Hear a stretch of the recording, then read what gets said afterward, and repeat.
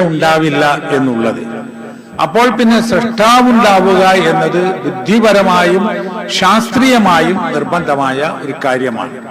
ഇതെല്ലാം കൂടി ഖുർആനിൽ ചുരുക്കി പറഞ്ഞിട്ടുള്ള ഒരു സൂറത്താണ് സൂറത്തുൽ ഇഖ്ലാസ്. ഖുൽ ഹുവല്ലാഹു അഹദ് എന്ന് തുടങ്ങുന്ന ഒരു കൊച്ചു സൂറത്ത്. അതിനെക്കുറിച്ച് സുലുസുൽ ഖുർആൻ എന്ന് ചില ഹദീസുകളിൽ വന്നിട്ടുണ്ട്. ഖുർആനിന്റെ 1/4 ഭാഗമാണത് എന്ന്. എന്താണ് അത്ര പ്രാധാന്യം അതിനുണ്ടാവുന്നത്? പല സമയത്തും പല നമസ്കാരങ്ങളിലും ഈ ഇഖ്ലാസ് ഓതുന്നത് പ്രത്യേകം സുന്നത്താണ്. നമസ്കാര ശേഷം സൂറത്തുൽ ഇഖ്ലാസ് ഓതുന്നത്, മുഅവ്വദത്തൈനി ഓതുന്നതൊക്കെ സുന്നത്താണ്. അപ്പോ അതിന്റെ പ്രാധാന്യം എന്താണെന്ന് വെച്ചാൽ അതിന്റെ ആശയമാണ്. ആ ആയത്തുകളുടെ വിശാലമായ അർത്ഥതലങ്ങളാണ്. അത് നൽകുന്ന സന്ദേശവും വിശ്വാസവുമാണ്. ഖുൽ ഹുവല്ലാഹു അഹദ്, പറയുക കാര്യം അല്ലാഹു ഏകനാകുന്നു എന്നതാണ്. അല്ലാഹു ഏകനാകുന്നു. അല്ലാഹു എന്ന് പറയുന്നത് അറബി ഭാഷയിൽ സൃഷ്ടാവും നിയന്താവുമായ പടച്ചതമ്പുരാന് ഉപയോഗിക്കുന്ന ഒരു പദമാണ്. അറബികളായ മുസ്ലിങ്ങളും അറബികളായ ക്രിസ്ത്യാനികളും യഹൂദികളും മറ്റ് മതക്കാരൊക്കെ തന്നെയും ദൈവത്തെക്കുറിച്ച് പറയാൻ ഉപയോഗിക്കുന്ന ഒരു വാക്കാണ് അല്ലാഹു എന്ന്. നമുക്ക് സൃഷ്ടാവെന്ന് പറയാം, പടച്ചവനെന്ന് പറയാം, ദൈവമെന്ന് പറയാം. ആ ദൈവമാണ്, ആ ദൈവം ഏകനാണ് എന്നത്. അതാണ് ഒന്നാമത്തെ സംഗതി. ദൈവം ഒന്നിലധികമുണ്ട് എന്ന്, ഒരേപോലെയുള്ള പല ദൈവങ്ങളും ഉണ്ട് എന്ന് ഒരു മതവിശ്വാസികളും വിശ്വസിക്കുന്നില്ല. ദൈവത്തിന്റെ പ്രത്യേക പ്രവർത്തനങ്ങളെ, പ്രത്യേക ഭാവങ്ങളെ തത്വചിന്തയുടെ അടിസ്ഥാനത്തിൽ വ്യാഖ്യാനിച്ച് പല പേരുകളും നൽകുന്നു എന്ന് മാത്രം. സൃഷ്ടിപ്പ് നടത്തുന്ന ദൈവത്തിന്, അല്ലെങ്കിൽ പരിപാലിക്കുന്ന ദൈവത്തിന്, അല്ലെങ്കിൽ നശിപ്പിക്കുന്ന ദൈവത്തിന് എന്നൊക്കെ പറയുന്നത് ഒരു ദൈവത്തിന്റെ ബഹുമുഖ പ്രവർത്തനങ്ങളാണ് എന്നാണ് വ്യാഖ്യാനം പറയുന്നത്. അപ്പൊ ഏകനായ സൃഷ്ടാവായ നിയന്താവായ പടച്ചവനാണ്, അവൻ ഏകനാണ് എന്നതാണ് അതിൽ ഒന്നാമത്തേത്. അല്ലാഹു സ്വമദ്, അല്ലാഹു ആരുടെയും ആശ്രയം ആവശ്യമില്ലാത്തവനും എല്ലാവർക്കും ആശ്രയം നൽകുന്നവനുമാകുന്നു അല്ലാഹു. വളരെ ശ്രദ്ധിക്കേണ്ട കാര്യമാണ്. അപ്പൊ ദൈവത്തെ സംരക്ഷിക്കുകയോ, ദൈവത്തിന് ഭക്ഷണം നൽകുകയോ, ദൈവത്തിന് നിവേദ്യം നൽകുകയോ, ദൈവത്തിന് നേർച്ച നൽകുകയോ, അല്ലെങ്കിൽ ആ നിലക്കുള്ള ഒരു സംഗതിയുമില്ല. കാരണം ദൈവത്തിന് ആരുടെയും ഒരു സംരക്ഷണവും ആരുടെയും ഒരു സഹായവും ആവശ്യമില്ല. മറിച്ച് എല്ലാവർക്കും അല്ലാഹുവിന്റെ സഹായം ആവശ്യവുമാണ്. ലം യലിദ് വലം യൂലദ്, ആ അല്ലാഹു ആരെയും ജനിപ്പിച്ചിട്ടില്ല, മക്കളില്ല. വലം യൂലദ്, ജനിച്ചവനുമല്ല, പിതാവോ പുത്രനോ അല്ല. അപ്പൊ ജനിച്ചവനല്ല, ജനിപ്പിച്ചവനുമല്ല. വലം യകുൽ ലഹു കുഫുവൻ അഹദ്, അവന് തുല്യരായി ആരുമില്ല. ഈ കാര്യങ്ങൾ കൃത്യമായി മനസ്സിലാക്കിയാൽ തൗഹീദായി. തൗഹീദ് എന്ന് നാം വിശേഷിപ്പിക്കുന്നതും നാം വിവരിക്കുന്നതും ഈ സൂറത്തുൽ ഇഖ്ലാസിൽ പറഞ്ഞിട്ടുള്ള ആശയത്തെയാണ്. ഈ സൂറത്തുൽ ഇഖ്ലാസിൽ പറയുന്ന ആശയം ഉൾക്കൊണ്ട മനുഷ്യനിൽ നിന്നുണ്ടാവേണ്ടതാണ് ലാ ഇലാഹ ഇല്ലല്ലാഹ് എന്നത്. അതാണ് തൗഹീദ്. ലാ ഇലാഹ ഇല്ലല്ലാഹ് എന്നത് അഫ്ളലു ദിക്റാണ്. ലാ ഇലാഹ ഇല്ലല്ലാഹ് എന്നത് മുഹമ്മദ് നബി തിരുമേനി സല്ലല്ലാഹു അലൈഹി വസല്ലമയും മുൻ പ്രവാചകന്മാരും പറഞ്ഞിട്ടുള്ളതിൽ വെച്ച് ഏറ്റവും വിശിഷ്ടമായ വാക്കാകുന്നു എന്ന് നബി സല്ലല്ലാഹു അലൈഹി വസല്ലമ പറഞ്ഞിട്ടുണ്ട്. അഫ്ളലു മാ ഖുൽതു അന വന്നബിയ്യൂന മിൻ ഖബ്ലി ഖൗലു ലാ ഇലാഹ ഇല്ലല്ലാഹ്, ഞാനും എന്റെ മുമ്പ് വന്നിട്ടുള്ള പ്രവാചകന്മാരും പറഞ്ഞതിൽ വെച്ച് ഏറ്റവും അഫ്ളലായത് ലാ ഇലാഹ ഇല്ലല്ലാ എന്നതാണെന്ന്. അപ്പൊ എന്താണ് ലാ ഇലാഹ ഇല്ലല്ലായുടെ പോരിശ?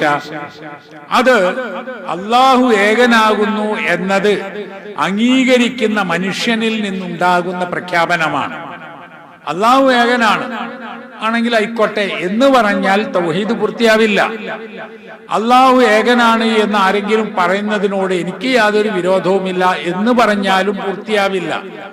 അള്ളാഹു ഏകനാകുന്നു എന്നത് അറിഞ്ഞ് മനസ്സിലാക്കിയ മനുഷ്യനിൽ നിന്നുണ്ടാകേണ്ട പ്രവർത്തനമാണ് ലാ ഇലാഹ ഇല്ലല്ലാ എന്നത്.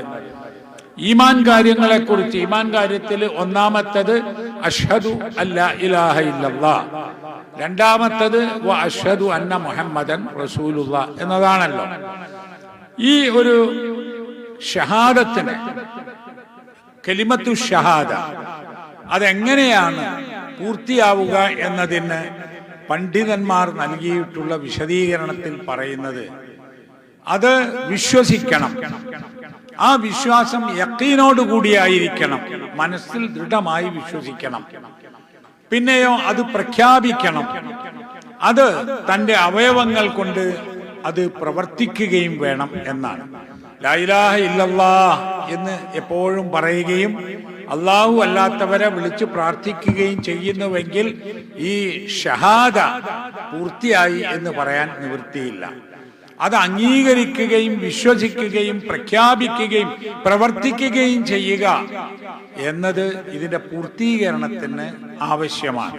ലാ ഇലാഹ ഇല്ലല്ലാഹ്, അഷ്ഹദു അല്ലാ ഇലാഹ ഇല്ലല്ലാഹ് എന്നത് ഒരു സാക്ഷ്യമാണ്.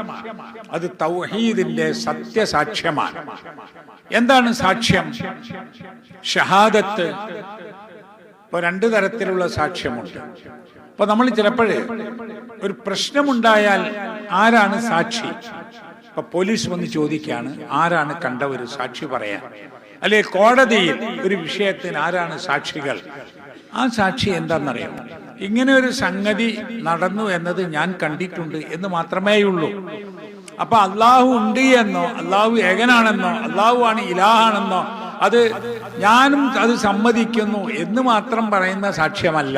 പിന്നെയോ അഷ്ഹദു അല്ലാ ഇലാഹ ഇല്ലല്ലാ എന്ന് പറയുമ്പോൾ അള്ളാഹു മാത്രമാണ് ഇലാഹ് എന്നതിന് ഞാൻ സാക്ഷിയാണ്. അതാണ് ഞാൻ പറയുന്നത്, അതാണ് ഞാൻ വിശ്വസിക്കുന്നത്, അതാണ് ഞാൻ ചെയ്യുന്നതും. അപ്പോഴാണ് ഈ സത്യസാക്ഷ്യം പൂർണ്ണമായി തീരുക എന്നറിയണം.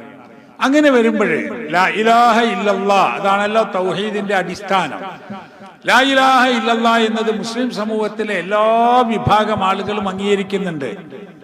അത് മുഹമ്മദ് നബി തിരുമേനി സല്ലല്ലാഹു അലൈഹി വസല്ലമയ്ക്ക് മുമ്പ് വന്ന പ്രവാചകന്മാരും അംഗീകരിക്കുകയും പറയുകയും ചെയ്തിട്ടുണ്ട്. വിശുദ്ധ ഖുർആനിലും പൂർവ്വവേദങ്ങളിലും അത് വന്നിട്ടുണ്ട്. ലാ ഇലാഹ ഇല്ലല്ലാ, നിങ്ങൾ ദൈവത്തിന് മാത്രം ആരാധന നടത്തണം, ദൈവമല്ലാതെ നിങ്ങൾക്കൊരാരാധ്യനില്ല എന്ന് എല്ലാ മതഗ്രന്ഥങ്ങളും എല്ലാ ധർമ്മശാസ്ത്രങ്ങളും ഉദ്ഘോഷിക്കുന്ന ഒരു കാര്യമാണ്. അതിന് എന്താണ് ഈ ഇലാഹ് എന്ന് പറഞ്ഞാൽ എന്നറിയണ്ടേ? അപ്പൊ ചിലര് പറയും അള്ളാഹു അല്ലാതെ ഇലാഹുണ്ട് എന്ന് വിശ്വസിച്ചുകൊണ്ട് വേറെ ആരെങ്കിലും വിളിച്ചാലേ ഷിർക്കാവുള്ളൂ. തൗഹീദിന്റെ നേരെ വിപരീതമാണ് ഷിർക്ക്. അത് വെറുതെ പറയുന്നതാണ്. അള്ളാഹു അല്ലാതെ ഒരു ഇലാഹുണ്ട് എന്ന് വിശ്വസിച്ചുകൊണ്ടാവണം എന്നില്ല. അള്ളാഹു അല്ലാത്ത ആരെ വിളിച്ച് പ്രാർത്ഥിച്ചാലും അത് ഷിർക്ക് തന്നെയാണ്, തൗഹീദിന് വിരുദ്ധമാണ്. അതെങ്ങനെയാ മനസ്സിലാക്കേണ്ടത്? ലാ ഇലാഹ ഇല്ലല്ലാ, അള്ളാഹു അല്ലാതെ ഇലാഹില്ല. അപ്പൊ ഇലാഹ് എന്ന വാക്കിന്റെ ആശയം അറിയണം. നമ്മൾ മലയാളത്തിൽ ആരാധ്യൻ എന്ന് പറയുന്നു, അതിന്റെ വിശദീകരണം നമ്മൾ അറിയണം. എന്താണ് ഇലാഹ് എന്നതിന് അറബിയിൽ പറയുക മഅബൂദ് എന്നാണ്, ഇബാദത്ത് ചെയ്യപ്പെടുന്നവൻ. ലാ ഇലാഹ ഇല്ലല്ലാ എന്നതിന് അറബിയിൽ പറയുന്ന വിശദീകരണം ലാ മഅബൂദ ബിഹഖ്ഖിൻ ഇല്ലല്ലാഹ് എന്നാണ്. യഥാർത്ഥത്തിൽ ഇബാദത്തിന് തരപ്പെട്ടവൻ അല്ലാഹു അല്ലാതെ ഇല്ല. അല്ലാഹു അല്ലാത്ത ആരാധ്യ വസ്തുക്കളുണ്ട്. ആരാധന പലർക്കും നൽകുന്നുണ്ട് ആളുകള്. പക്ഷേ ലാ മഅബൂദ ബിഹഖ്ഖിൻ, യഥാർത്ഥത്തിൽ ഇബാദത്തിന് യോഗ്യനായി തരപ്പെട്ടവനായി അല്ലാഹു അല്ലാതെ ഇല്ല. അപ്പൊ ഇലാഹ് എന്താണെന്ന് മനസ്സിലായി. മഅബൂദാണ് ഇലാഹ്. ഇനി നമുക്കറിയേണ്ടത് മഅബൂദ് എന്ന് പറഞ്ഞാൽ എന്താണ്? ഇബാദത്തിന് തരപ്പെട്ടവൻ, അല്ലെങ്കിൽ ഇബാദത്ത് ആർക്ക് ചെയ്യപ്പെടുന്നുവോ അവൻ. ഇബാദത്ത് എന്നതിന് നബി സല്ലല്ലാഹു അലൈഹി വസല്ലം നൽകിയ ഒരു വിശദീകരണം, അദ്ദുആഉ ഹുവൽ ഇബാദ, ദുആ അതാകുന്നു ഇബാദത്ത്, ദുആ അതാകുന്നു ഇബാദത്ത്. അപ്പൊ ദുആ എന്താ? ദുആക്കാണ് നമ്മൾ മലയാളത്തിൽ പ്രാർത്ഥന എന്ന് പറയുന്നത്. ഭാഷാർത്ഥത്തിൽ വിളിക്കുക എന്ന് പറയും ദുആ. ഒരാളെ വിളിക്കുന്നതിന് ദഅാഹു എന്ന് പറയും. ആ വിളിക്ക് ദുആ എന്നും പറയാം. ഏത് വാക്കിനും ഭാഷാപരമായ ഒരർത്ഥവും മതപരമായ സാങ്കേതികമായ അർത്ഥവും ഉണ്ടാകും. ഏതുപോലെ സ്വലാത്ത് എന്ന വാക്കിന്റെ അർത്ഥം ദുആ എന്നാണ്, പ്രാർത്ഥന എന്നാണ്. പക്ഷെ ഇസ്ലാമിക സാങ്കേതികമായ സ്വലാത്ത് നമസ്കാരമാണ്. തക്ബീറത്തുൽ ഇഹ്റാം മുതൽക്ക് സലാം വീട്ടുന്നത് വരെയുള്ള ചില നിർണയിക്കപ്പെട്ട വാക്കുകളും പ്രവർത്തനങ്ങളും പ്രാർത്ഥനകളും എല്ലാം ഉൾക്കൊള്ളുന്ന അതാണ് സ്വലാത്ത്. സക്കാത്ത് എന്ന അറബി വാക്കിന്റെ അർത്ഥം വളർച്ച എന്നാണ്, വളരുക എന്നാണ്. സക്കാത്ത് എന്നത് ഇസ്ലാമിക സാങ്കേതിക അർത്ഥത്തിൽ സ്വത്തുക്കൾക്ക് നൽകുന്ന നിർബന്ധ ദാനമാണ്. അതിലും ഒരു വളർച്ചയുണ്ട് എന്നാണ്. ഈ ഭാഷാപരമായ അർത്ഥം അതിലുണ്ടാകും. ഇപ്പൊ സ്വലാത്ത് എന്നതിലെ ദുആ നമ്മുടെ സ്വലാത്തിലുണ്ട്, നമസ്കാരത്തിൽ. അതുപോലെ തന്നെ ഒരാൾ സ്വത്തിന് സക്കാത്ത് കൊടുക്കുമ്പോൾ സക്കാത്ത് കൊടുത്ത അവശേഷിക്കുന്ന സ്വത്തിന് വളർച്ചയുണ്ടാകുന്നതാണ്. ആ വളർച്ച ഭൗതികമായ വളർച്ചയാകാം, അതിലുള്ള ബർക്കത്തുമാവാം. മറ്റൊരർത്ഥം അതിന്റെ വിശുദ്ധി എന്നാണ്. അവനവന്റെ സ്വത്ത് സക്കാത്ത് കൊടുത്ത് ശുദ്ധമാക്കാൻ സാധിക്കുന്നതാണ്. അതേപോലെ തന്നെയാണ് ഹജ്ജ് എന്ന വാക്ക്. ഹജ്ജ എന്ന വാക്കിന്റെ അർത്ഥം ഉദ്ദേശിക്കുക എന്നാണ്. ഹജ്ജ് എന്ന് നമ്മൾ പറയുന്ന ഇബാദത്ത് അള്ളാഹുവിന്റെ ഭവനം ഉദ്ദേശിച്ചുകൊണ്ട് അവിടെ ചെന്ന് കർമ്മങ്ങൾ ചെയ്യാൻ ആഗ്രഹിച്ചുകൊണ്ടുള്ള യാത്രക്കാണ് ഹജ്ജ് എന്ന് പറയുന്നത്. അപ്പോ ആ ഭാഷാ അർത്ഥവും കൂടി ഉൾക്കൊള്ളുന്ന, എന്നാൽ അതിനേക്കാൾ കുറെ കാര്യങ്ങൾ കൂടിയുള്ള ഒന്നാണ് ഹജ്ജ്. ഇതേപോലെ ദഅ എന്ന് പറയുമ്പോഴുള്ള ആ വിളി ഇബാദത്തിന്റെ ദുആയി തീരുന്നത് മനുഷ്യർ സാധാരണ അവരുടെ കഴിവിൽപ്പെട്ട കാര്യങ്ങൾ ചോദിക്കുകയും വാങ്ങുകയും അതിനുവേണ്ടി വിളിക്കുകയും ചെയ്യുന്നതിന്റെ അപ്പുറത്തുള്ള വിളിയാണ്. അതുകൊണ്ടാണ് നമ്മൾ മലയാളത്തിൽ വിളിച്ചു പ്രാർത്ഥിക്കുക എന്ന് പറയുന്നത്. ഒരു സുഖമില്ലാത്ത മനുഷ്യൻ ഒരു ഡോക്ടറുടെ അടുത്ത് പോയിട്ട് എനിക്ക് സുഖമില്ല, സുഖപ്പെടുത്തി തരണം, അതിന് ചികിത്സ വേണം എന്ന് പറയുന്നത് അനുവദിക്കപ്പെട്ട ഒരു കാര്യമാണ്. എന്നാൽ സുഖമില്ലാത്ത ഒരു മനുഷ്യൻ മരണപ്പെട്ടു പോയ ഒരാളുടെ അടുത്ത് ചെന്ന്, അല്ലെങ്കിൽ ഒരു ജാറത്തിൽ ചെന്ന്, അല്ലെങ്കിൽ ഒരു ദിവ്യൻ എന്ന് വിശ്വസിക്കുന്ന ആളടുത്ത് ചെന്ന് എന്റെ അസുഖം മാറ്റിത്തരണം എന്ന് പറയുന്നത് പ്രാർത്ഥനയുടെ അർത്ഥത്തിൽ വരുന്ന ദുആയാണ്, ഇബാദത്തായി മാറുന്നതാണ്. എവിടെയാ വ്യത്യാസം? ഒന്ന് കാര്യകാരണ ബന്ധത്തിന്റെ അടിസ്ഥാനത്തിലാണ് ഒന്ന്, മറ്റൊന്ന് കാര്യകാരണ ബന്ധങ്ങൾ അറിയാതെയാണ്. ഒന്ന് മനുഷ്യന്റെ കഴിവിൽപ്പെട്ട കാര്യങ്ങൾ ചോദിക്കുന്നതാണ് ഓരോരുത്തർക്കും. രണ്ടാമത്തത് മനുഷ്യന്റെ കഴിവിൽപ്പെടാത്ത കാര്യങ്ങൾ ചോദിക്കുന്നതാണ്. വളരെ ക്ലിയറായ, വളരെ ലളിതമായ, ആർക്കും മനസ്സിലാവുന്ന ഒരു അഖീദയാണ് അഖീദത്ത് തൗഹീദ്. നമ്മൾ സൂറത്തുൽ ഫാത്തിഹയിൽ നിർബന്ധമായും നമ്മൾ ഒരു ദിവസം 17 തവണ നിർബന്ധമല്ലാതെ ഐച്ഛികമായി സുന്നത്തായി വേറെയും പറയുന്നതാണ് ഇയ്യാക നഅ്ബുദു വ ഇയ്യാക നസ്തഈൻ. അല്ലാഹുവേ, നിന്നെ മാത്രം ഞങ്ങൾ ആരാധിക്കുകയും നിന്നോട് മാത്രം ഞങ്ങൾ സഹായം ചോദിക്കുകയും ചെയ്യുന്നു. നിന്നെ മാത്രം ഞങ്ങൾ ആരാധിക്കുന്നു, നിന്നോട് മാത്രം ഞങ്ങൾ സഹായം ചോദിക്കുന്നു എന്ന് പറയുന്ന നമ്മൾ, ഇത് നമ്മോട് പറയാൻ പഠിപ്പിച്ചു തന്ന നബി സല്ലല്ലാഹു അലൈഹി വസല്ലമ, നബി തിരുമേനിയിൽ നിന്ന് ഇത് കെട്ടുപഠിച്ചിട്ടുള്ള സഹാബത്ത്, അവര് പരസ്പരം പല കാര്യത്തിനും പലരോടും സഹായം ചോദിച്ചിട്ടുണ്ടല്ലോ. സാമ്പത്തിക സഹായം, ശാരീരികമായ സഹായം ഒക്കെ ചോദിച്ചിട്ടുണ്ടല്ലോ. എന്നിട്ട് വയ്യാക നസ്തഈൻ എന്ന് പറയുമ്പോൾ എന്താണ് ആശയം? ആ ആശയമാണ് നമ്മൾ മനസ്സിലാക്കേണ്ടത്. മനുഷ്യർ സാധാരണ മനുഷ്യന്റെ കഴിവിൽപ്പെട്ട കാര്യങ്ങൾ ചോദിക്കുന്നതിന്റെ അപ്പുറത്ത് മനുഷ്യ കഴിവിന്റെ അപ്പുറത്തുള്ളതും കാര്യകാരണ ബന്ധത്തിന്റെ അപ്പുറത്തുള്ളതുമായ ഈ സഹായം ചോദിക്കൽ, അത് തന്നെയാണ് ആ ദുആ തന്നെയാണ് ഇബാദത്ത്. ഇബാദത്ത് ആർക്കാണോ അത് ആ ആൾക്കാണോ അവരാണ് ഇലാഹ് എന്ന് മനസ്സിലാക്കാൻ നമുക്ക് എളുപ്പമുള്ള ഒരു കാര്യമാണ്. ഇസ്ലാമിലെ ഈ തൗഹീദ് മനസ്സിലാക്കുന്നതിന് വളരെ ദുർഗ്രാഹ്യത ഒന്നുമില്ല, അതിൽ വലിയൊരു ഫിലോസഫിയുമില്ല. അങ്ങനെ ഫിലോസഫിക്കലായി ദൈവവിശ്വാസം പറഞ്ഞ ആളുകൾ ആരും എവിടെയും എത്തിയിട്ടുമില്ല. ഇപ്പൊ ദൈവത്തെക്കുറിച്ചോ അല്ലെങ്കിൽ ആത്മാവിനെ കുറിച്ചോ പരമാത്മാവിനെ കുറിച്ചോ റൂഹിനെ കുറിച്ചോ റുഹാനിയെ കുറിച്ചോ അങ്ങനെ കുറെ ചർച്ചകളും ഗവേഷണങ്ങളും നടന്നുപോയിട്ടുണ്ട്. പക്ഷെ അവരൊക്കെ അവസാനം അങ്കലാപ്പിലാവുകയും അവർ പറയുന്നത് ആളുകൾക്ക് മാത്രമല്ല അവർക്ക് തന്നെയും മനസ്സിലാകാതെ ആയി പോവുകയും ചെയ്തതാണ്. ഖുർആൻ പറഞ്ഞ എത്ര ലളിതമാ, യാ അയ്യുഹന്നാസ് ഉബ്ദു റബ്ബക്കുമുല്ലദീ ഖലഖക്കും. യാ അയ്യുഹന്നാസ്, ജനങ്ങളെ, എല്ലാ ജനങ്ങളോടുമാണ്, മുസ്ലിങ്ങളോടും മുസ്ലിങ്ങളല്ലാത്തവരോടും അറബികളോടും അനറബികളോടും വിവരമുള്ളവരോടും വിവരമില്ലാത്തവരോടും ആർക്കും മനസ്സിലാകുന്ന ഒരു കാര്യമാണത്. അല്ലയോ ജനങ്ങളെ, ഉബ്ദു, നിങ്ങൾ ഇബാദത്ത് ചെയ്യുവീൻ, ആരാധന നടത്തുവീൻ, വിളിച്ചു പ്രാർത്ഥിക്കുവീൻ, റബ്ബക്കും, നിങ്ങളുടെ റബ്ബിനെ. ഈ നിങ്ങളുടെ റബ്ബിനെ എന്ന് ഖുർആൻ നബി സല്ലല്ലാഹു അലൈഹി വസല്ലമ അറബികൾക്ക്, ഖുറൈശികൾക്ക്, ആ നാട്ടുകാർക്ക് ഓതിക്കൊടുക്കുമ്പോൾ ഒരു പുതിയ റബ്ബിനെ പരിചയപ്പെടുത്തുകയല്ല മുഹമ്മദ് നബി തിരുമേനി സല്ലല്ലാഹു അലൈഹി വസല്ലമ. അതായത് ഞാനൊരു റബ്ബിനെ പറഞ്ഞുതരാം, ഞാനൊരു അള്ളാഹുവിനെ പരിചയപ്പെടുത്താം, അതുകൊണ്ട് നിങ്ങൾ വിശ്വസിക്കുന്ന ഈ റബ്ബൊന്നും അല്ലാത്ത ഒരു റബ്ബ്, ആ റബ്ബിനെ ആരാധിക്കണം, അങ്ങനെ ഒന്നും അല്ല പറഞ്ഞത് എന്താണെന്നറിയോ? നിങ്ങളുടെ റബ്ബിനെ ആരാധിക്കാനാണ്. ഉബ്ദു റബ്ബക്കും, ആ റബ്ബ് ആരാണ്? അല്ലദീ ഖലഖക്കും, നിങ്ങളെ സൃഷ്ടിച്ചവനായ റബ്ബ്. വല്ലദീന മിൻ ഖബ്ലിക്കും, നിങ്ങളെ മുമ്പുള്ളവരെയും സൃഷ്ടിച്ചവനായ. ലഅല്ലക്കും തത്തഖൂൻ, നിങ്ങൾ സൂക്ഷ്മശാലികളായി തീരാൻ. അപ്പൊ സൂക്ഷ്മതയോടുകൂടി ജീവിക്കുവാൻ മനുഷ്യൻ ചെയ്യേണ്ട ഏറ്റവും പ്രധാനപ്പെട്ട കാര്യം, നിങ്ങൾ റബ്ബിൽ വിശ്വസിക്കുന്നുണ്ടല്ലോ. റബ്ബ് എന്ന് പറഞ്ഞാൽ എന്താ അർത്ഥം? സൃഷ്ടിച്ച് പടിപടിയായി വളർത്തുന്നവൻ എന്നാണ്. സൃഷ്ടിച്ച് പടിപടിയായി വളർത്തുന്നവൻ എന്നാണ് റബ്ബ് എന്ന വാക്കിന്റെ അർത്ഥം, വിശദീകരണം.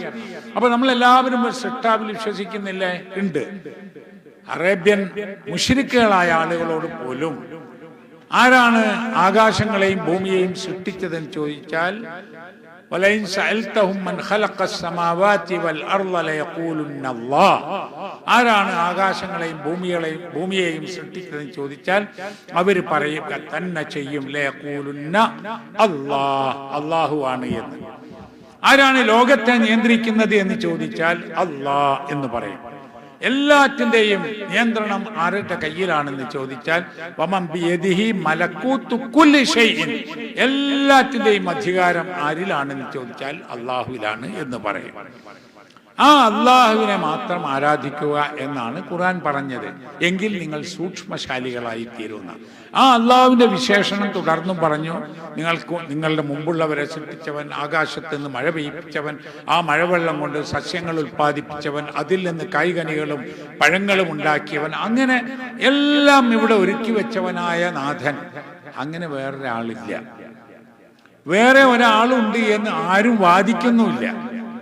ആരാധന പലരും ചെയ്യുന്നുണ്ടെങ്കിലും ഈ പ്രപഞ്ചത്തെ, അത്ഭുതകരമായ ഈ പ്രപഞ്ചത്തെ, വളരെ സങ്കീർണവും വളരെ ശാസ്ത്രീയവും വളരെ കൃത്യവുമായി ഈ പ്രപഞ്ചത്തെ സൃഷ്ടിച്ച മറ്റൊരാളില്ല. ആ കൃത്യതയും അത്ഭുതകരമാണ്.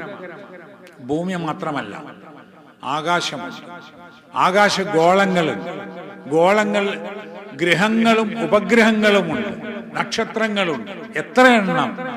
കോടിക്കണക്കിന് എന്നാ പറയുന്നത്. ഇപ്പോഴും നക്ഷത്രങ്ങളുടെ എണ്ണം തിട്ടപ്പെടുത്തിയിട്ടില്ല. കഴിഞ്ഞ മാസവും ഒരു നക്ഷത്രം കണ്ടുപിടിച്ചിട്ടുണ്ട് ശാസ്ത്രജ്ഞന്മാർ, അതിന് പേരുവിട്ടിട്ടുണ്ട്. അതൊക്കെ കറങ്ങിക്കൊണ്ടിരിക്കുകയാണ്. അതിൽ പലതും പ്രത്യക്ഷപ്പെടുകയും ഇല്ലാതെയാവുകയും ചെയ്യുകയാണ്. വല്ലാത്തൊരു അത്ഭുത ലോകമാണ് ഈ പ്രപഞ്ചം. ഭൂമിയിൽ ജീവിക്കുന്ന നമ്മുടെ മുമ്പിൽ കാണുന്ന ഓരോ കാര്യങ്ങളും അത്ഭുതമാണ്. ഓരോ കാര്യവും ഈ ഭൂമിയിൽ മൂക്കിനീങ്ങളായ ആളുകൾക്ക് ദൃഷ്ടാന്തങ്ങളുണ്ട്. മൂക്കിൻ എന്ന് പറഞ്ഞാൽ ദൃഢമായി വിശ്വാസമുള്ള ആള്. അള്ളാഹുവിൽ ദൃഢമായി വിശ്വസിക്കുന്ന ആളുകൾക്ക് ഈ ഭൂമിയിൽ ആയാത്തുകൾ, ദൃഷ്ടാന്തങ്ങൾ, തെളിവുകൾ, ലക്ഷ്യങ്ങൾ ഉണ്ട് എന്നാണ്. ഭൂമിയിൽ ഇങ്ങനെ നോക്കിയാൽ മനുഷ്യര്, മൃഗങ്ങള്, പക്ഷികള്, വേറെയും ഒരുപാട് ജന്തുജാലങ്ങൾ, വൃക്ഷങ്ങള്, വനങ്ങൾ, സമുദ്രങ്ങൾ, പർവ്വതങ്ങൾ, എന്തെല്ലാം ഉണ്ട് ഈ ഭൂമിയിൽ. അതെല്ലാം തന്നെ വളരെ കൃത്യമാണ്, വളരെ ഭദ്രമാണ്, വളരെ ശാസ്ത്രീയമായി നിലനിന്ന് പോരുന്നതുമാണ്. അങ്ങനെ ഒരു കൃത്യത ഉള്ളത് കൊണ്ടാണ് ഈ ഭൂമിയിൽ മനുഷ്യന് പലതും ചെയ്യാൻ സാധിക്കുന്നത്. ഇപ്പൊ നമ്മുടെ ശരീരം, നിങ്ങളുടെ ശരീരത്തിലുമുണ്ട് ദൃഷ്ടാന്തങ്ങൾ. അഫലാ തുബ്സിറൂൻ, നിങ്ങൾക്കൊന്ന് നോക്കിക്കൂടെ എന്ന് ഖുർആൻ ചോദിക്കുന്നു. നിങ്ങളുടെ ശരീരം, മനുഷ്യന്റെ ശരീരം, ശരീരത്തിലെ അവയവങ്ങൾ, ആന്തരാവയവങ്ങൾ, ബാഹ്യമായിട്ടുള്ള അവയവങ്ങൾ, ഇപ്പൊ കണ്ണ്, മൂക്ക്, ഹൃദയം, ചെവി, ബ്രെയിൻ, ഹാർട്ട്, എല്ലാം നമ്മൾ നോക്കിയാൽ അതിനൊക്കെ ഒരു വ്യവസ്ഥ ഉണ്ടല്ലോ. ആ വ്യവസ്ഥയിൽ വരുന്ന മാറ്റങ്ങളാണല്ലോ രോഗങ്ങളായി മാറുന്നത്. ആ വ്യവസ്ഥയുണ്ട് എന്ന് കണ്ടുപിടിച്ചത് കൊണ്ടാണല്ലോ രോഗം കണ്ടുപിടിക്കാൻ സാധിക്കുന്നതും രോഗ ചികിത്സ നടത്താൻ കഴിയുന്നതും. അതാണ് ഖുർആൻ നമ്മെ പഠിപ്പിക്കുന്ന, നിങ്ങളെയും നിങ്ങളുടെ മുമ്പുള്ളവരെയും ഈ പ്രപഞ്ചത്തിന്റെയും എല്ലാറ്റിന്റെയും സൃഷ്ടാവായ അള്ളാഹുവിനെ മാത്രം ആരാധിക്കുക എന്ന് പറഞ്ഞത്. ഖുർആനിൽ പല സ്ഥലത്തും ഖുർആന്റെ ഏറ്റവും പ്രധാനപ്പെട്ട വിഷയം ഈ ലാ ഇലാഹ ഇല്ലല്ലാഹ് എന്ന തൗഹീദാണ്. അത് മാറ്റിവെച്ച് ബാക്കി എല്ലാം മനുഷ്യന് ലഭിച്ചാൽ പോലും അതിന്റെ അസ്ഥിവാരം ഇല്ലാത്ത ഒരു വിശ്വാസമായി മാറും. അതുകൊണ്ടാണ് ഖുർആനും സുന്നത്തും മനസ്സിലാക്കുന്ന, സലഫുസ് സ്വാലിഹീങ്ങളുടെ മാർഗം അവലംബിക്കുന്ന, അഹ്ലുസുന്നത്തി വൽ ജമാഅത്തിൽ പെട്ടിട്ടുള്ള നമ്മുടെ പണ്ഡിതന്മാർ ഇക്കാര്യം കൃത്യമായി പറഞ്ഞു കൊടുക്കുന്നത്. ലാ ഇലാഹ ഇല്ലല്ലാഹ്. ഈ ലാ ഇലാഹ ഇല്ലല്ലാഹ് എന്ന് പറഞ്ഞാൽ പിന്നെ ഖുലൂ ലാ ഇലാഹ ഇല്ലല്ലാഹ് തുഫ്ലിഹു, നിങ്ങൾ ലാ ഇലാഹ ഇല്ലല്ലാഹ് എന്ന് പറയുക, നിങ്ങൾ വിജയിക്കും എന്നാണ്. ലാ ഇലാഹ ഇല്ലല്ലാഹ് എന്ന് പറയുന്ന മനുഷ്യനെ പിന്നെ ആരും റാഞ്ചിക്കൊണ്ടുപോവില്ല, ആരും ചൂഷണം ചെയ്യില്ല. എന്നാൽ ലാ ഇലാഹ ഇല്ലല്ലാഹ് എന്നത് ശരിക്കും അംഗീകരിക്കാത്ത ഒരു മനുഷ്യനെയോ പലരും കൊണ്ടുപോകും. വമൻ യുശ്രിക് ബില്ലാഹ് ഫകഅന്നമാ ഖറ മിനസ് സമാ, അല്ലാഹുവിൽ പങ്കു ചേർക്കുന്ന മനുഷ്യൻ അവൻ ആകാശത്ത് നിന്ന് വീണവനെ പോലെയാണ്. ആകാശത്തായിരുന്നു ഒരു പിടുത്തം എന്ന് വിചാരിക്കാം, അതങ്ങ് വിട്ടുപോയി വീണുപോയാൽ ഫതഖ്തഫുഹു ത്വയ്റു, അവനെ പക്ഷികൾ റാഞ്ചിക്കൊണ്ടു പോകും. ഔ തഹ്വീ ബിഹി റീഹു ഫി മക്കാനിൻ സഹീഖ്, അല്ലെങ്കിൽ കാറ്റ് അവനെ അഗാധ ഗർത്തങ്ങളിലേക്ക് തെളിച്ചു കൊണ്ടുപോകും. അങ്ങനെയാണല്ലോ. ഇപ്പൊ നോക്കൂ, തൗഹീദിൽ അടിയുറച്ചുന്ന മനുഷ്യൻ, വൈദാ സഅൽത ഫസ്അലില്ലാഹ്, നീ ചോദിച്ചാൽ അള്ളാഹിനോട് ചോദിക്കുക. വൈദസ്തഅൻത ഫസ്തഇൻ ബില്ലാഹ്, നീ സഹായം തേടിയാൽ അള്ളാഹുവിനോട് സഹായം തേടുക. വളരെ കൃത്യമായ ഒരു നിർദ്ദേശമാണ്. അതുകൊണ്ട് തന്നെ നമ്മൾ അള്ളാഹുവിനോട് ചോദിക്കുന്നു. എല്ലാ ദിക്റും എല്ലാ ദുആയും നോക്കും നിങ്ങൾ അല്ലാഹുമ്മ റബ്ബന റബ്ബി, ഇങ്ങനെയല്ലാത്തൊരു ദുആ ഇല്ലല്ലോ. അപ്പൊ അല്ലാഹുവേ അല്ലാഹുവേ റബ്ബേ റബ്ബേ എന്ന് പറയുന്ന ദുആയാണ് ലാ ഇലാഹ ഇല്ലല്ലാഹിൽ വിശ്വാസമുള്ള തൗഹീദുള്ള മനുഷ്യൻ പറയുക. അങ്ങനെ പറയുന്ന ഒരു മനുഷ്യൻ വിജയിക്കും. അവന് സമാധാനമുണ്ടാകും, അവന് സ്വസ്ഥതയുണ്ടാകും, അവന് സുരക്ഷിതത്വവും ഉണ്ടാകും.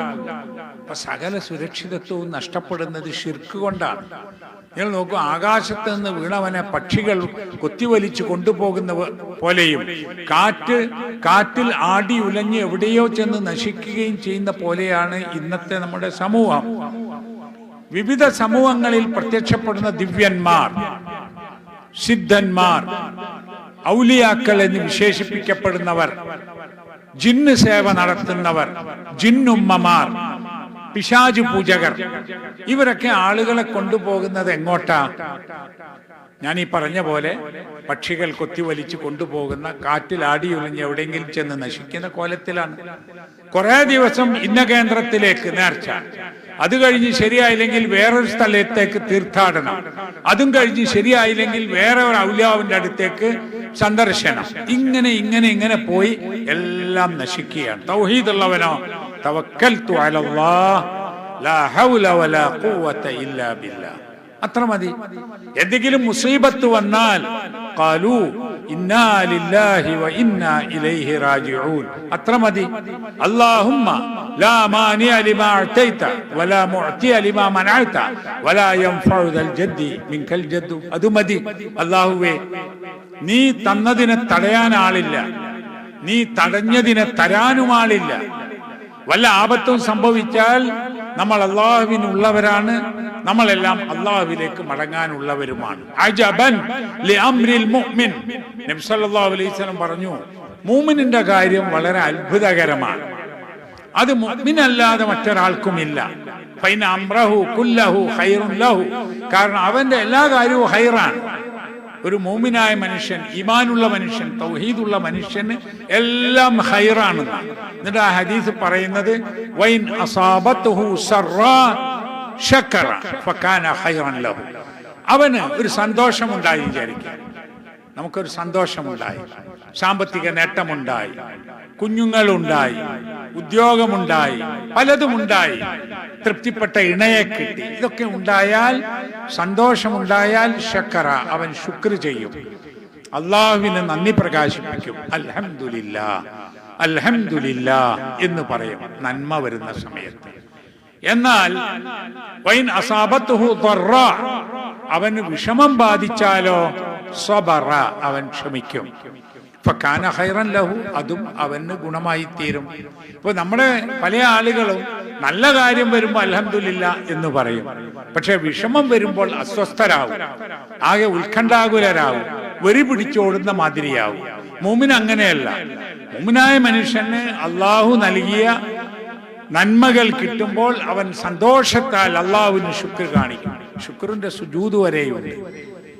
വിഷമമുണ്ടായാലോ അത് അല്ലാഹുവിന്റെ വിധിയാണ് എന്ന നിലക്ക് ക്ഷമിക്കും. ഫസബറ, അതും അവന് ഖൈറായി തീരും. അപ്പൊ നമുക്ക് സുരക്ഷിതത്വമായി, സുരക്ഷിതത്വത്തിന്റെ രാജപാതയാണ് തൗഹീദ് എന്ന് പറയുന്നത്. അത് തൗഹീദ് ഉൾക്കൊള്ളാത്ത മനുഷ്യന് ലഭിക്കുന്നില്ല എന്നതുകൊണ്ടാണ്. നിങ്ങൾ നോക്കൂ, നമ്മൾ മുവഹിദീങ്ങൾ, നമ്മൾക്ക് പ്രയാസങ്ങളില്ലേ, നമുക്ക് രോഗങ്ങളില്ലേ, നമ്മുടെ കുടുംബങ്ങളിൽ മരണങ്ങളില്ലേ, എല്ലാം ഉണ്ടല്ലോ മറ്റുള്ളവരെ പോലെ. പക്ഷെ നമ്മൾ അസ്വസ്ഥരല്ല, നമ്മൾ സുരക്ഷിതരാണ്. വിഷമസന്ധികളിൽ നമ്മളെ പിടിച്ചു കൊണ്ടുപോകാൻ ആര് ശ്രമിച്ചാലും നമ്മൾ വിധേയരാവില്ല. കാരണം ഖുലൂ ലാ ഇലാഹ ഇല്ലല്ലാഹ് തുഫ്ലിഹു എന്ന് നമ്മൾ മനസ്സിലാക്കിയതാണ്. ഈ അടുത്ത് കാസർഗോഡ് ഒരു ജിന്നുമ പ്രത്യക്ഷപ്പെട്ടിട്ട് 500 പവൻ ആഭരണമാണ് ഒരാളിൽ നിന്ന് കയ്യിലാക്കിയത്. വേറെ എത്രയോ ആളിത് വേറെ ഉണ്ട്. അവസാനം ആ മനുഷ്യനെ, നൽകിയ മനുഷ്യനെ കൊല്ലുന്ന അവസ്ഥ വരെ ഉണ്ടായി. എന്താണ് അതിന്റെ ബേസ് കാരണം എന്നറിയോ? അത് ജിന്നിന്റെ സഹായത്തോടു കൂടി, ജിന്നിനെ ഹാജറാക്കിയിട്ടും വിളിച്ചിട്ടുമൊക്കെ ആഭരണം ഇരട്ടിപ്പിച്ചു കൊടുക്കുന്ന ആർക്കും ആഗ്രഹം ഉണ്ടായല്ലോ. 100 പവൻ കൊടുത്താൽ ഒരാഴ്ച കഴിഞ്ഞത് 200 കിട്ടുമ്പോൾ 100 കൊടുക്കുക? അപ്പൊ അങ്ങനെ ചെയ്യാൻ കഴിയില്ല എന്നും ആ വിശ്വാസം ശരിയല്ല എന്നും അത്തരം കെണികളിൽ ചെന്ന് ചാടരുത് എന്നും അതെല്ലാം ശിർക്കിലേക്ക് എത്തുന്നതാണ് എന്നുമുള്ള ഉറച്ച വിശ്വാസമുണ്ടെങ്കിൽ ഒരു മുവഹിദായ മനുഷ്യനും ആ വഴിയിൽ ചെന്ന് നശിച്ചു പോവുകയില്ല. അപ്പൊ തൗഹീദ് എന്ന് പറയുന്നത് സുരക്ഷിതത്വത്തിന്റെ രാജപാത തന്നെയാണ്. പിന്നെ നമ്മൾ മനസ്സിലാക്കേണ്ടത്, അല്ലാഹു സുബ്ഹാനഹു വ തആല നമ്മുടെ ബുദ്ധിയെ വിളിച്ചുകൊണ്ടൊരു ചോദ്യം ചോദിക്കുന്നുണ്ട്. അയ്യുൽ ഫരീഖൈനി അഹഖു ബിൽ അംനി. ഇവിടെ 2 വിഭാഗം ആളുകളുണ്ട്. ഈ 2 വിഭാഗങ്ങളിൽ ഏത് വിഭാഗത്തിനാണ് കൂടുതൽ നിർഭയത്വത്തിന് അർഹതയുള്ളത് എന്നാണ്. അംന്, നിർഭയത്വം. ഏതാ ഈ 2 വിഭാഗം? ഒന്ന്, അള്ളാഹുവിന് മാത്രം ഭയപ്പെട്ട് അള്ളാഹുവിനെ മാത്രം വിളിച്ചു പ്രാർത്ഥിച്ച് തൗഹീദ് ഉൾക്കൊണ്ട് ലാ ഇലാഹ ഇല്ലല്ലാഹ് അംഗീകരിച്ചു പോരുന്ന ഒരു വിഭാഗം. മറ്റൊരു വിഭാഗം അള്ളാഹു അല്ലാത്തവരെ വിളിച്ച് പ്രാർത്ഥിക്കുന്ന, അവർക്ക് ആരാധന നടത്തുന്ന, അവരെ ഭയപ്പെട്ട് കഴിയുന്ന ഒരു വിഭാഗം. ഇതിലേത് വിഭാഗത്തിനാണ് സുരക്ഷിതത്വം എന്ന ചോദ്യം അള്ളാഹു ചോദിക്കുന്നത് ഉറപ്പാണ്. അള്ളാഹുവിൽ അടിയുറച്ച് വിശ്വസിക്കുന്ന തൗഹീദുള്ള മനുഷ്യർക്ക് അവർക്കാണ് സുരക്ഷിതത്വം എന്നതുകൊണ്ടാണ്. ആ സുരക്ഷിതത്വത്തിന്റെ രാജപാത തൗഹീദാണ് എന്ന് മനസ്സിലാക്കാൻ വലിയ ചിന്തയും വലിയ അറിവും ഒന്നും ആവശ്യമില്ല. നബി സല്ലല്ലാഹു അലൈഹി വസല്ലമ ദീൻ പറഞ്ഞു കൊടുക്കുന്ന സന്ദർഭത്തിലുള്ള സാധാരണ മനുഷ്യര്, എഴുത്തും വായനയും പോലും അറിയാത്ത ഗ്രാമീണ ജനത, നാടോടികളായി ജീവിച്ചു പോന്ന സമൂഹം, അവർക്കൊക്കെ തൗഹീദ് മനസ്സിലായത് എങ്ങനെയാ?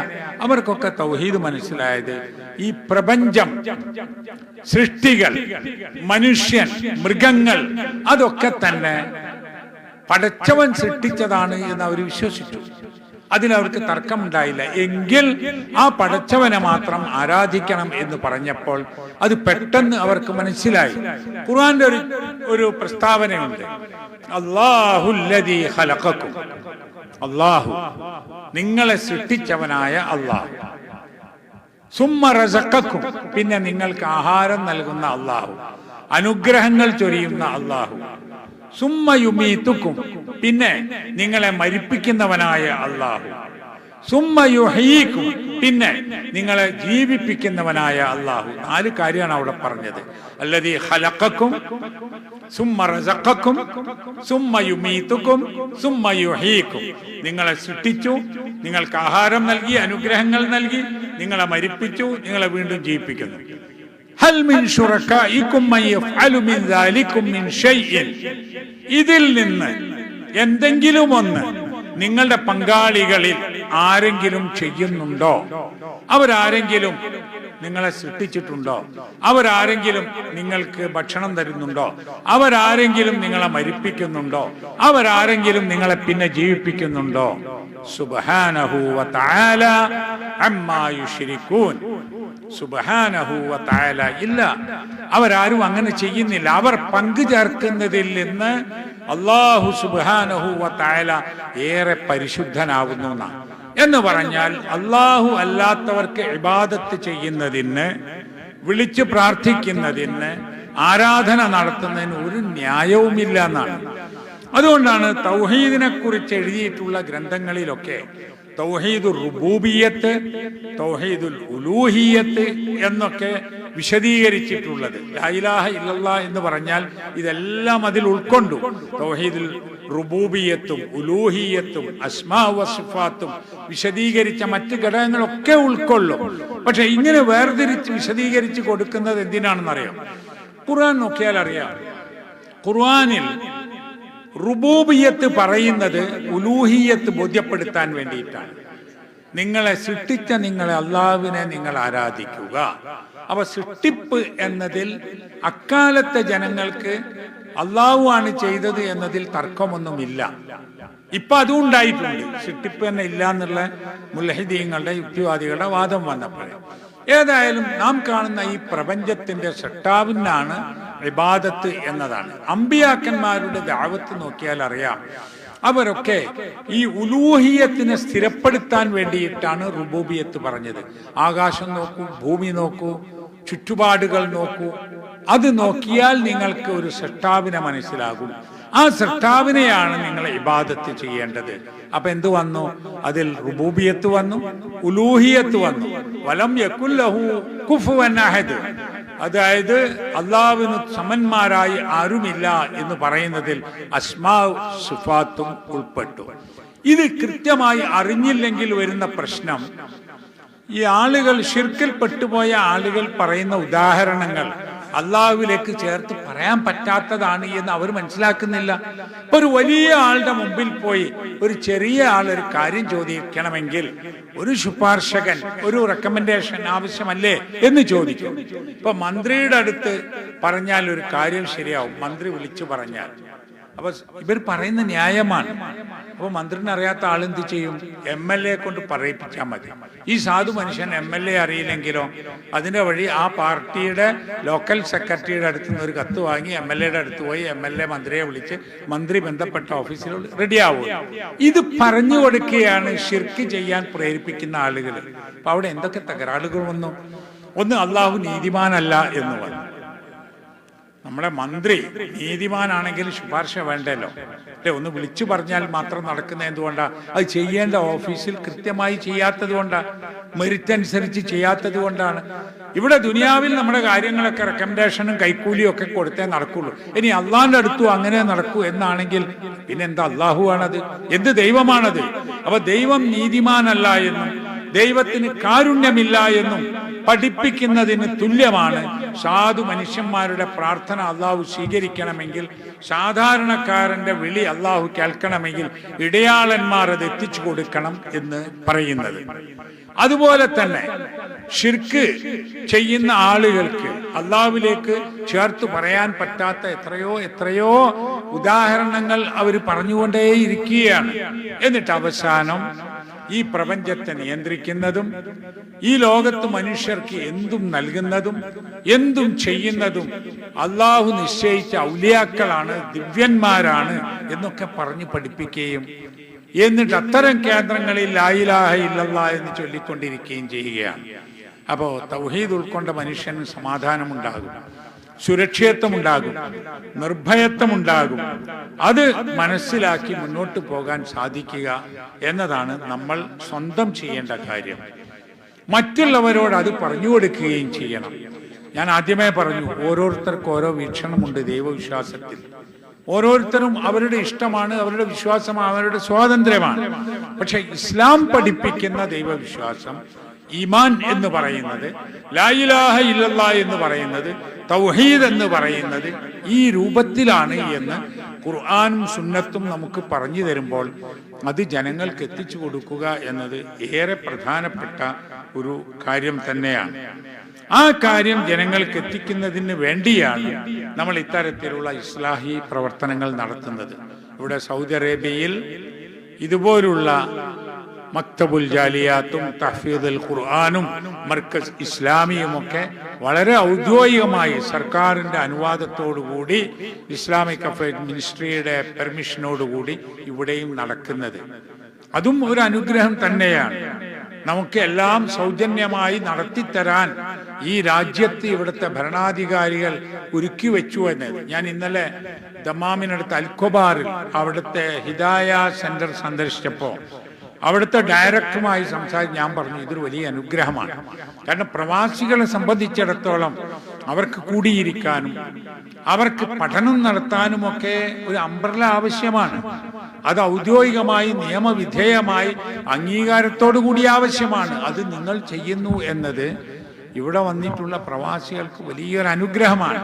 കാരണം നാട്ടിലായിരുന്ന സമയത്ത് ഇത്തരം ശബ്ദങ്ങൾ കേൾക്കുവാനോ ഇത്തരം കേന്ദ്രങ്ങളിൽ വന്നിരിക്കുവാനോ ഭാഗ്യം ലഭിച്ചിട്ടില്ലാത്ത എത്രയോ ആളുകൾ ഈ രാജ്യത്ത് വന്ന് അവർക്ക് ലഭിച്ച അവസരങ്ങളിലൂടെ ഖുർആനിലേക്ക് എത്തിപ്പെട്ട ആളുകളുണ്ട്. അവരുടെ കുഞ്ഞുങ്ങൾക്ക് ഖുർആൻ പഠിപ്പിക്കുവാൻ, ദീൻ പഠിപ്പിക്കുവാൻ ഇത് ഉപയോഗപ്പെടുത്തിയ ആളുകളുണ്ട്. മക്കൾക്ക് ഖുർആൻ പഠിപ്പിക്കേണ്ടി വന്നതിന്റെ ഫലമായി രക്ഷിതാക്കൾ ഖുർആൻ പഠിച്ചവരുണ്ട്. അവർക്ക് പറഞ്ഞു കൊടുക്കണമല്ലോ എന്നതുകൊണ്ട്. അപ്പൊ വലിയൊരു അനുഗ്രഹം. പ്രവാസികളായ ആളുകള് അവരുടെ ദുന്യവിയായ ആവശ്യങ്ങൾക്ക് വേണ്ടി, ശമ്പളം ലഭിക്കുവാൻ വേണ്ടി വളരെ കഷ്ടപ്പെട്ട് പ്രതികൂല കാലാവസ്ഥയിൽ ഇവിടെ ജോലി ചെയ്യുമ്പോൾ അതേ സന്ദർഭത്തിൽ അവർക്ക് പരലോകത്ത് രക്ഷപ്പെടാനുള്ള വിഭവങ്ങളും കൂടി ലഭിക്കുന്നു എന്നത് ഇവിടെ നിന്ന് നമുക്ക് ലഭിക്കുന്ന ഇരട്ടി പുണ്യമാണ്. അതില്ലെങ്കിൽ നമുക്ക് നഷ്ടവുമാണ്. അതുകൊണ്ട് നിങ്ങളിവിടെ ഈ ഇസ്ലാഹി സെന്ററുമായി ബന്ധപ്പെട്ട ആളുകൾ വിശ്വാസ ശുദ്ധീകരണത്തിനും അമലുകൾ വർദ്ധിപ്പിക്കുന്നതിനും വേണ്ടിയുള്ള പ്രവർത്തനങ്ങൾ ധാരാളമായി ഉപയോഗപ്പെടുത്തണം എന്നുകൂടി ഞാൻ സൂചിപ്പിക്കുകയാണ്. മറ്റൊരു കാര്യം, ഇന്ന് എല്ലാവരുടെയും ശ്രദ്ധ ആളുകളെ നന്നാക്കുന്നതിലാണ്. ആളുകളോട് പറയാ, ആളുകളെ നന്നാക്കുക, പ്രബോധന പ്രവർത്തനമൊക്കെ. ചില ആളുകളുടെ സംസാരം കേൾക്കുമ്പോഴേ, അവർ പറയുന്നത് കേൾക്കുമ്പോഴേ നമുക്ക് തോന്നുന്നു ഈ പറയുന്നത് അവർക്ക് ബാധകമല്ലേ. ഞാൻ ആളുകളോട് നന്നാവാൻ പറയുന്നതിന് മുമ്പ് ഞാൻ നന്നാവാൻ ശ്രമിക്കണ്ടേ? ഇപ്പൊ ഖുർആനിൽ നല്ല വാക്ക് പറയണം എന്നുണ്ട്. ഖൂലൂ ലിന്നാസി ഹുസ്ന, ജനങ്ങളോട് നല്ല വാക്ക് പറയണം. അത് കുടുംബത്തിലായാലും അയൽപ്പക്കത്താണെങ്കിലും ജോലി സ്ഥലത്താണെങ്കിലും പ്രസംഗമാണെങ്കിലും ഖുതുബയാണെങ്കിലും മഹല്ലിലാണെങ്കിലും സംഘടനയിലാണെങ്കിലും രാഷ്ട്രീയത്തിലാണെങ്കിലും നല്ല വാക്ക് പറയണ്ടേ? എന്നാൽ രൂക്ഷമായി പറയുക, ആളെ അധിക്ഷേപിക്കുക, പരിഹസിക്കുക, വെല്ലുവിളിക്കുക, കുത്തിപ്പറയുക, ഇതൊക്കെ ആളുകൾ കാണുകയാണ്. ലോകത്തെ ഏറ്റവും വലിയൊരു ധിക്കാരിയായിരുന്നു ഫിറഔൻ. അന റബ്ബുക്കുമുൽ അഅല. ഫിറഔൻ പറഞ്ഞത് അങ്ങനെ, ഞാനാണ് നിങ്ങളുടെ ഏറ്റവും ഉന്നതനായ റബ്ബ് എന്ന്. അതിലും വലിയൊരു ധിക്കാരം പറയാനുണ്ടോ? ഞാനാണ് റബ്ബ് എന്ന്. റബ്ബിനെ നിഷേധിക്കുക മാത്രമല്ല, ഞാനാണ് റബ്ബ് എന്നാ പറഞ്ഞത്. ആ ഫിറഔന്റെ അടുത്തേക്ക് അല്ലാഹു തആല മൂസാ നബി അലൈഹി ഇസ്ലാമിനെയും ഹാറൂൻ നബി അലൈഹി ഇസ്ലാമിനെയും പറഞ്ഞയച്ചു, അള്ളാഹുവിനെ കുറിച്ച് പറയാൻ, ഇസ്ലാമിനെ കുറിച്ച് ബോധ്യപ്പെടുത്താൻ. അപ്പൊ അള്ളാഹു പറഞ്ഞ എന്താണെന്നറിയോ? ഈ അക്രമിയായ ഫിറഔനെ പിടിച്ച് താഴത്ത് ചവിട്ടാനല്ല പറഞ്ഞത്, അദ്ദേഹത്തെ ചീത്ത പറയാനല്ല പറഞ്ഞത്. ഖൂലാ ലഹു ഖൗലൻ ലയ്യിനൻ. നിങ്ങൾ രണ്ടുപേരും പോയിട്ട് ഫിറഔനോട് മൃദുലമായി സംസാരിക്കുക, മയമുള്ള വാക്കുകൾ പറയുക എന്നാണ്. അത് ഒരു നിർദ്ദേശമാണ്, ഒരു ഡയറക്ഷനാണ്. നബി സല്ലല്ലാഹു അലൈഹി വസല്ലമ അങ്ങനെ പറഞ്ഞിട്ടുള്ളൂ. നബി സല്ലല്ലാഹു അലൈഹി വസല്ലമ യമനിലേക്ക് മുആദ് ബിൻ ജബലിനെയും തമീം ഉദ്ദാരിയെയും പറഞ്ഞയച്ചു. നബിയുടെ പ്രതിനിധികളായിക്കൊണ്ട്, ഗവർണർമാരായിക്കൊണ്ട്, പ്രബോധകരായിക്കൊണ്ട് യമനിലേക്ക്. നബി സല്ലല്ലാഹു അലൈഹി വസല്ലമ പറഞ്ഞ എന്താണെന്നറിയോ? നിങ്ങൾ അവിടെ പോയാൽ യസ്സിറ വലാ തുഅസ്സിറ, നിങ്ങൾ അവർക്ക് എളുപ്പമുണ്ടാക്കി കൊടുക്കണം, ഇടങ്ങേറാക്കരുത്. നിങ്ങളുടെ സാന്നിധ്യം ബശ്ശിറ വലാ തുനഫിറ, അവർക്ക് സന്തോഷം നൽകണം, നിങ്ങൾ അവരെ അകറ്റരുത്.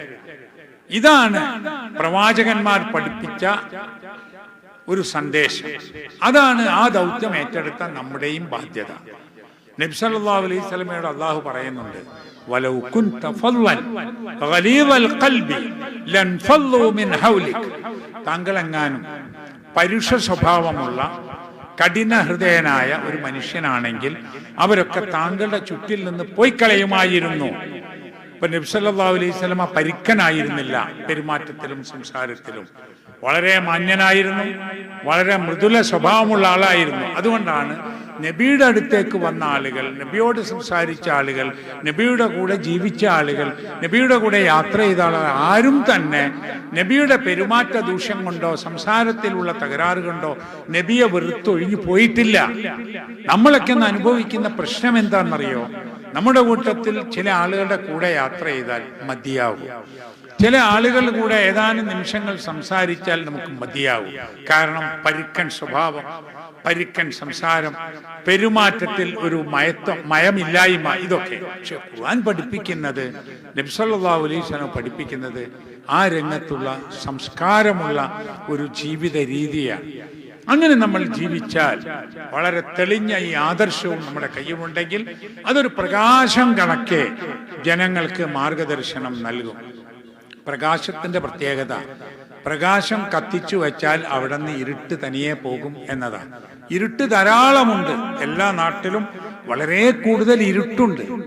അന്ധകാരങ്ങൾ, അന്ധവിശ്വാസങ്ങൾ, അനാചാരങ്ങൾ, ശിർക്കുകൾ, ബിദ്അത്തുകൾ, ദൈവനിഷേധങ്ങൾ, മോശം സ്വഭാവങ്ങൾ, മദ്യപാനങ്ങൾ, വ്യഭിചാരങ്ങൾ, കൊലപാതകങ്ങൾ, ഒരുപാട് അന്ധകാരങ്ങളുണ്ട്. അവരെ രക്ഷപ്പെടുത്താൻ ഈ പ്രകാശം കൊണ്ടുപോയാൽ മതി. ഖുർആൻ നൂറാണ്. വഅൻസൽനാ ഇലൈക്കും നൂറൻ മുബീന, നിങ്ങളിലേക്ക് വ്യക്തമായ ഒരു നൂർ, പ്രകാശം ഇറക്കി തന്നിരിക്കുന്നു എന്ന ആ പ്രകാശം കത്തിച്ചു വെച്ചാൽ മതി. നബി സല്ലല്ലാഹു അലൈഹി വസല്ലമയെ കുറിച്ചും ഖുർആൻ പറഞ്ഞത് വസിറാജൻ മുനീറ എന്നാണ്, പ്രകാശിക്കുന്ന ദീപമാണ് എന്ന്. അപ്പൊ നബി സല്ലല്ലാഹു അലൈഹി വസല്ലമയിൽ നിന്ന് ആളുകൾക്ക് പ്രകാശം കിട്ടി. വിശുദ്ധ ഖുർആനിൽ നിന്ന് നബി സല്ലല്ലാഹു അലൈഹി വസല്ലമയ്ക്ക് പ്രകാശം കിട്ടി. ഖുർആനിൽ നിന്ന് നബി സല്ലല്ലാഹു അലൈഹി വസല്ലമയിൽ നിന്ന് നമുക്കും ആ പ്രകാശം കിട്ടി. നമ്മൾ അൽഹംദുലില്ലാഹ് ഇരുട്ടിൽ നിന്ന് വെളിച്ചത്തിലെത്തി. ഈ വെളിച്ചം കെട്ടുപോവാതിരിക്കാനും വീണ്ടും ഇരുട്ടിലേക്ക് പോവാതിരിക്കുവാനും ലാ ഇലാഹ ഇല്ലല്ലാഹ് എന്ന കലിമത്തു തൗഹീദ് കൃത്യമായും വ്യക്തമായും മനസ്സിലാക്കി ഉൾക്കൊണ്ട് നമ്മൾ ജീവിതത്തിൽ പുലർത്തുക, അത് കൊണ്ടു നടക്കുക എന്നുള്ളതാണ്. അതിനുവേണ്ടി നാം പരിശ്രമിക്കണം. ഞാൻ അവസാനിപ്പിക്കുന്നു. അല്ലാഹു സുബ്ഹാനഹു വ തആല നമുക്കെല്ലാവർക്കും ലാ ഇലാഹ ഇല്ലല്ലാഹ് എന്ന കലിമത്തു തൗഹീദ് എപ്പോഴും ഉച്ചരിച്ചും മരണസമയത്ത് പ്രത്യേകിച്ചും കലിമത്തു തൗഹീദ് ഉച്ചരിച്ച് ജീവിച്ചു മരിക്കുവാനുള്ള തൗഫീഖ് നൽകി അനുഗ്രഹിക്കുമാറാവട്ടെ. ഈ തൗഹീദിന്റെ സുരക്ഷിതമായ രാജമാർഗത്തിലൂടെ നീങ്ങുവാൻ നമുക്കും നമ്മുടെ കുഞ്ഞുങ്ങൾക്കും കുടുംബാംഗങ്ങൾക്കും അല്ലാഹു സുബ്ഹാനഹു വ തആല തൗഫീഖ് ചെയ്യുമാറാകട്ടെ. റബ്ബനാ ആതിനാ ഫിദ്ദുനിയാ ഹസന വഫിൽ ആഖിറതി ഹസനതൻ വഖിനാ അദാബന്നാർ വസല്ലല്ലാഹു അലാ നബിയിനാ മുഹമ്മദ് വഅലാ ആലിഹി വസഹ്ബിഹി വസല്ലം. അസ്സലാമു അലൈക്കും.